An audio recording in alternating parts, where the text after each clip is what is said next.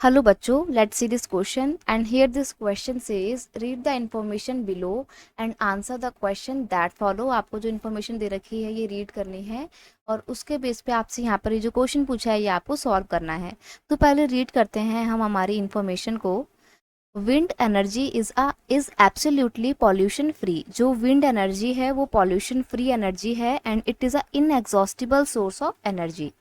The mechanism of energy conversion from blowing wind is simple. अब जो mechanism बनाया है एनर्जी कंजर्वेशन का, एनर्जी कन्वर्जन का विंड के बहने से, मतलब हवा के बहने का, वो बहुत ही सिंपल है। क्या होता है? The kinetic energy of wind through turbine is converted into electrical energy. The permanent wind system such the trade winds, west lines and seasonal wind like monsoon have been used as source of energy। देखो इसमें क्या होता है ना, हवा जो बहती है, जो हवा फ्लो कर मतलब ब्लो करती है हवा, उस हवा के ब्लो करने से ना क्या बनाते हैं हम लोग ना, विंड एनर्जी के लिए प्लांट बनाते हैं। ठीक है, तो वहां पर हम लोग क्या बनाते हैं, ऐसे पंखे टाइप के होते हैं। तो जब हवा चलती है तो ये पंखी इसकी गोल गोल घूमती है और जब वो पंखा गोल गोल घूमता है तो काइनेटिक एनर्जी क्रिएट होती है, राइट। तो यहाँ से फिर हम इस इधर से ही टरबाइन को ना जोड़ देते हैं। तो जो काइनेटिक एनर्जी क्रिएट हो रही थी हवा के बहने से और पंखी के घूमने से, तो वो ही टरबाइन उस काइनेटिक एनर्जी को इलेक्ट्रिकल एनर्जी में कन्वर्ट कर देता है। ये पूरा सिस्टम होता है। ठीक है, अब आप सोचेंगे कि वो पंखा घूम कैसे रहा था, हवा कैसे चल रही थी। तो ये जो पूरा मैकेनिज्म होता है, हम इसको उसी जगह पर सेटअप करते हैं जहाँ पर हवा के चलने की रफ्तार बहुत ही तेज होती है। बेसिकली ज़्यादातर यहाँ पर सीजनल विंड्स का इस्तेमाल किया जाता है। सीजनल विंड्स की मदद से ये एनर्जी क्रिएट की जाती है, यहाँ बिजली बनाई जाती है वाटर लाइंस की, वेस्ट लाइन की आसपास के एरिया में। और जो मानसूनिक हवाएं चलती हैं उससे भी पंखी घूमती है, तो तभी एनर्जी क्रिएट होती है।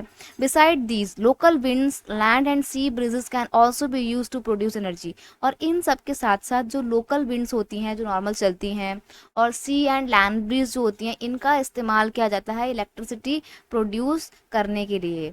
India already has started generating wind energy. अब इंडिया में ऑलरेडी विंड एनर्जी जो है वो जनरेट करना शुरू कर दिया गया है और ये काफ़ी अच्छा भी है, क्योंकि देखो किसी तरीके का कोई पॉल्यूशन भी नहीं होता है और इनएग्जॉस्टिबल सोर्स ऑफ एनर्जी भी है, तो आप इसको यूज़ भी कर सकते हो। काफ़ी अच्छा है ये।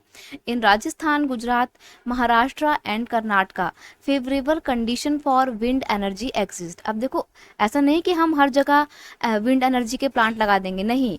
राजस्थान, गुजरात, महाराष्ट्र, कर्नाटका और तमिलनाडु ये वो राज्य हैं जहाँ पर विंड एनर्जी को क्रिएट करने के लिए काफ़ी फेवरेबल कंडीशन है। यहाँ पे हवा जिस रफ्तार से चलती है ना वो काफ़ी अच्छा है। Currents are the store house of infinite energy. अब जो करेंट्स होते हैं वो भी स्टोर हाउस होते हैं इनफाइनाइट एनर्जी का। Since the beginning of 17th and 18th century persistent efforts were made to create more efficient energy system from the ceaseless tidal waves and ocean currents. तो यहाँ पर बोल रहा है कि 17th और 18th सेंचुरी से ही हमने काफ़ी एफर्ट किए हैं tidal waves and ocean currents के माध्यम से एनर्जी जनरेट करने में, और अभी भी इसकी कोशिश लगातार जारी है। Large tide waves are known to occur along the west coast of India. जो इंडिया का वेस्टर्न कोस्ट है ना, वहाँ पर लार्ज टाइड्स आते हैं। Hence India has a great potential for the development of tidal energy at the coast. तो India में काफ़ी पोटेंशियलिटी है कि हम अपने कोस्टल एरियाज़ में क्या लगा सकते हैं, टाइडल एनर्जी के प्लांट लगा सकते हैं। But so far these have not been utilize yet. लेकिन अभी तक हमने उनका इस्तेमाल नहीं किया। मे बी हो सकता है कि अभी हमारे पास प्रॉपर टेक्नोलॉजी ना हो टाइडल एनर्जी को, टाइडल वेव्स के माध्यम से एनर्जी जनरेट करने की, लेकिन इन फ्यूचर हम उसका इस्तेमाल जरूर करेंगे। अब आते हैं हम हमारे क्वेश्चन पे। क्वेश्चन है which of the following group consist of non renewable resource. आपको बताना है कि जो नीचे ऑप्शन दिए हुए हैं अलग अलग रिसोर्सेज के, उसमें से कौन सा ग्रुप नॉन रिन्यूएबल रिसोर्स को दिखाता है। नॉन रिन्यूएबल सोर्स रिसोर्सेज कौन से होते हैं? ऐसे रिसोर्सेज जो एक बार के यूज़ करने के बाद ख़त्म हो जाएंगे और इनको दोबारा बनने में मिलियंस ऑफ ईयर का टाइम लगता है। और कई बार ये भी होता है कि नॉन रिन्यूएबल रिसोर्सेज को यूज़ करने से पॉल्यूशन भी क्रिएट हो सकता है। ठीक है, तो ये होते हैं आपके non renewable source of energy. Air की बात करें तो क्या ये नॉन रिन्यूएबल है? बिल्कुल भी नहीं, क्योंकि इसको तो आप रिन्यू कर सकते हो, हवा आज भी चल रही है और कल भी चलेगी। वाटर का इस्तेमाल भी आप बार बार कर सकते हो और विंड का भी।